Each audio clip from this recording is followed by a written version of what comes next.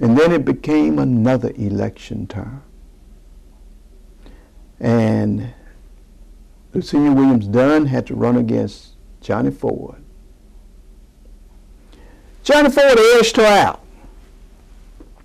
But we had moved into a new form of government. We was moving from strong mayor form of government to city manager council form of government. So the mayor's position became ceremonial pretty much. And the council had the power behind the city manager, because the city manager was day-to-day operator. And the city council was his policy makers. And the mayor, I repeat, was ceremonial. Well, Johnny Ford got to see. They sensed that the council may be in tune to appoint Lucinda Williams Dunn as the city manager. So Johnny Ford and crew, headed by the Fred Gray law firm, set out to create the biggest batch of muck to allow Meyer to exist that you can ever imagine. They used Maydars Williams. Have you ever heard the song, The Snake?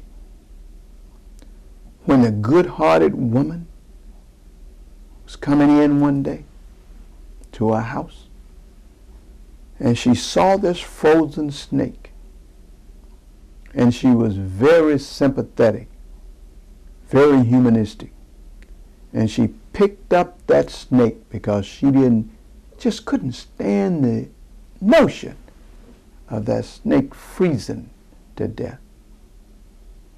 And she took that snake and she put that snake in her bosom. And she took that snake home with her.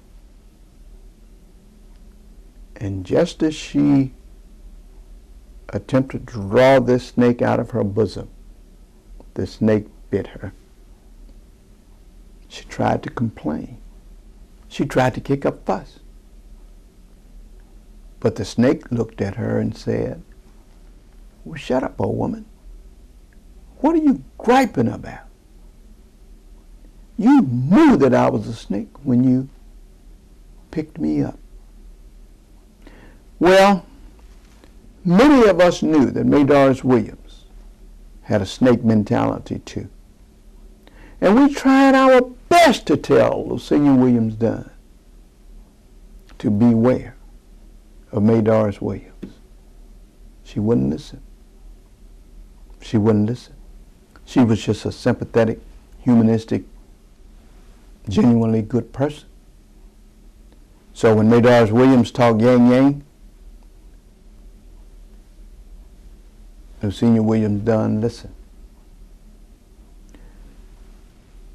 And Maydars Williams took all of that information out of her camp and held late night meetings over at Fred Gray's office.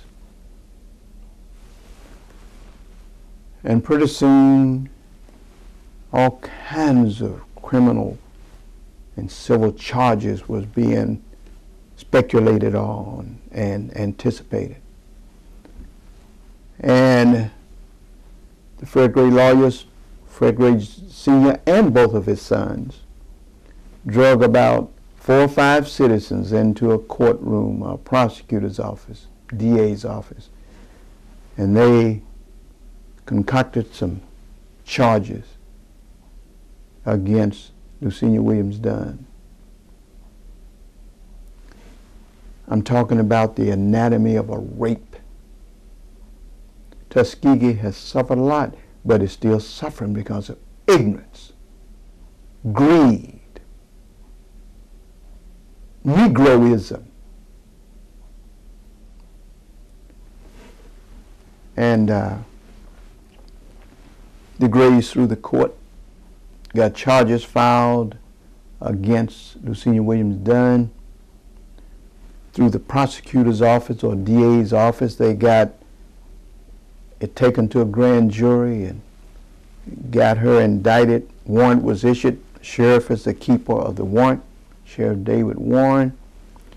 And now between Fred Gray Law Firm, these 4 or 5 user-friendly citizens that they used to perpetrate this rape on Lucinia Williams Dunn, and the DA's office that let this mess happen in the first place and let it stand today, and the sheriff who holds the warrant so that it can embarrass and destroy and intimidate and misuse Lucinia Williams Dunn forever, they all sit in place in their demonic spirits, claiming to be preachers and sheriffs and lawyers and council people, claiming to be decent,